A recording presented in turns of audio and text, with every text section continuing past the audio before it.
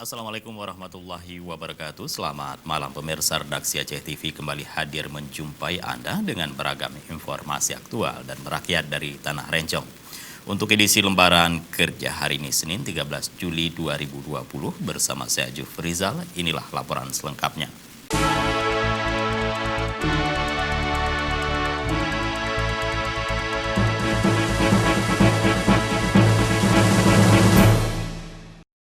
Baik pemirsa, kita awali dengan laporan perdana. Saudara Panglima Kodam Iskandar Muda dan Kepala Kepolisian Daerah Aceh melakukan launching Gampung Tangguh Covid dan Ketahanan Pangan di Kabupaten Bener Meriah bersama perwakilan pemerintah Aceh serta Pemkab Bener Meriah berlangsung di Desa Umah Besi, Kecamatan Gajah Putih.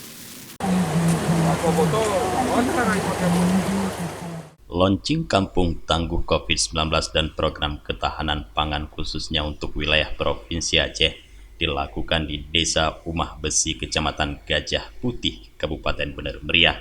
Launching secara resmi dilakukan langsung oleh Panglima Kodam Iskandar Muda, Majen TNI Hasanuddin, dan Kepala Kepolisian Daerah Aceh, Irjen Pol Wahyu Widada, bersama perwakilan pemerintah Aceh dan Bupati Bener Meriah, Teguh Sarkawi. Sebelum dilakukan launching Kampung Tangguh terlebih dahulu, dilakukan Vidcon bersama dengan Panglima TNI dan Kapolri, serta sejumlah menteri terkait. Sejumlah bantuan program ketahanan pangan pun diberikan kepada warga, berupa bibit jagung, padi, pupuk, dan benih ikan.